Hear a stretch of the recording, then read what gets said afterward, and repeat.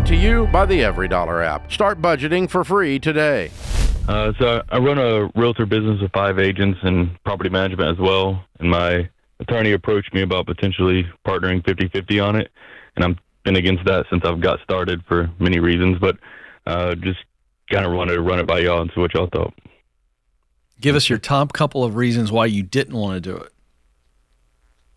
Just risky. You never truly know who you're working with. They could change their mind, down the road, or get greedy, get sick. I mean, many different options that could cause hassles in the future. Yeah. Our rule is the only ship won't sail is a partnership. Yeah.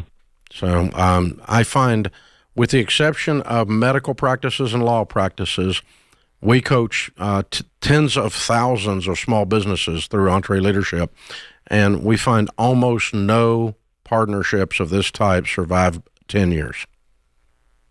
They don't make it 10 years. And because of a lot of different things that you just described. Sometimes it's not negative things even. Sometimes it's a positive thing. But why would your attorney want to buy 50% of your business? He's been doing law for 10 years now, and he's just kind of looking to grow into the realm, I guess, kind of the same way I am, just kind of wanting to pick things up and do something a little different than we've been doing.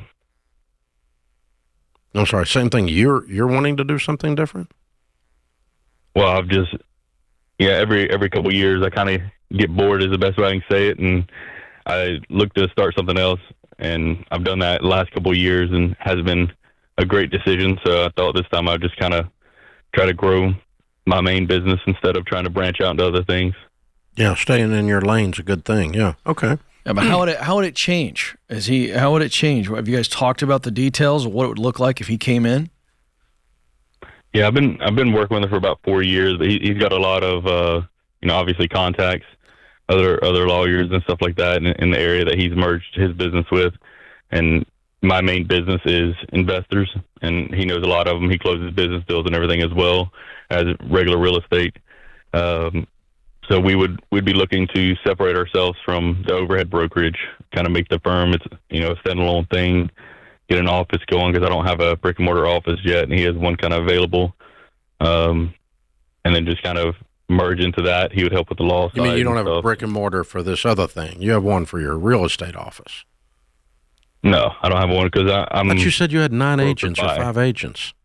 I have 5. Yeah, I opened an office one time and it never really benefited us, and because I kind of started during COVID is when I got started, and we've just never ran out of an office. We've all in Tennessee. The principal broker has to have a location. Well, it's a brokered by business, so I have my firm. I'm brokered by an overhead brokerage. Oh, you're not the principal broker. I'm a broker in charge of this firm for property management purposes. Yeah. Principal broker in most states has to have a physical location. Okay. Hey. Okay. All that doesn't, to me, is simple. I would not go in partnership. I don't do partnerships. I don't mind doing a deal with someone, a singular deal, a one-off that has a set into it. That's more of a joint venture. And I don't do hardly any of those, but I would do that. But something that is an ongoing thing that does not have a set calendar to its expiration, a term to it, I would not do that. No.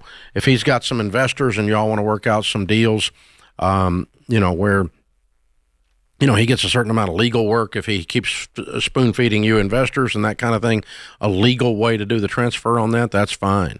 But no, I don't. You don't need a wife. I mean, that's an attorney. No, I wouldn't do it. No, I think you guys are just bored. You need to back up and say, gosh, what can I do to make this thing exciting and go push something out there that's different and that gives you some energy again. But no,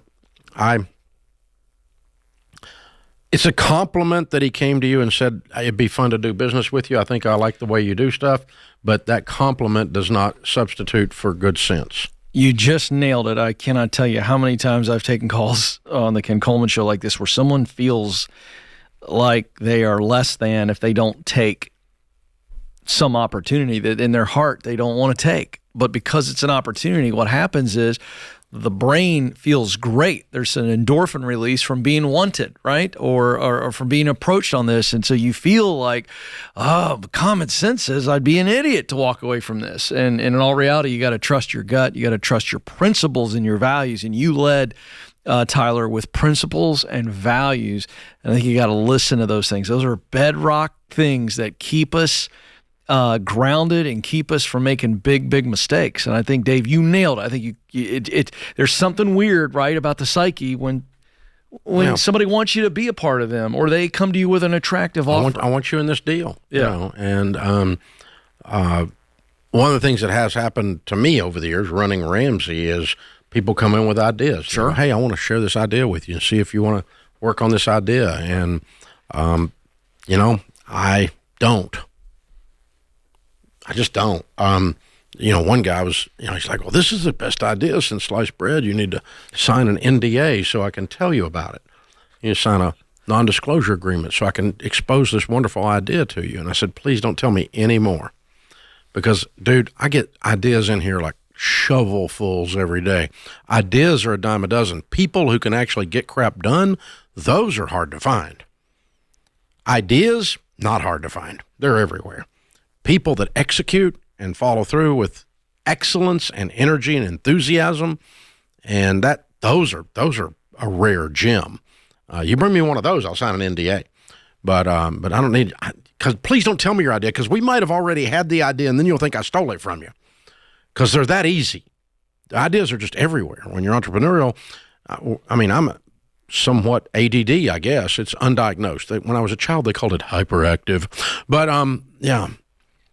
Dave talks too much on all my report cards. Now I make a living doing it, but there you go. Mm-hmm. So much to my grade school teacher's chagrin, but so ideas are everywhere. Squirrel, there's another idea, boom, they're everywhere. So, but people that can do them or not, and it's the same category here of the affirmation of, oh, I brought you an idea. Oh, thank you. I'm worthy of your idea. Thank you.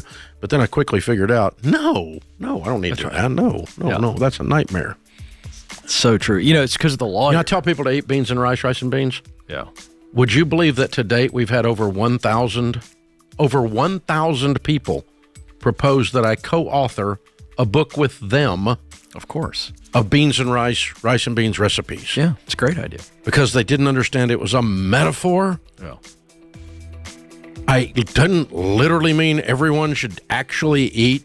I thought you were going to tell me people pitched you on having your own rice brand or beans. Oh, that too. I'm sure that's that happening. Too, yeah. Uncle Ben's got the market. He's got the market. Create your free every dollar budget today, the simplest way to budget for your life.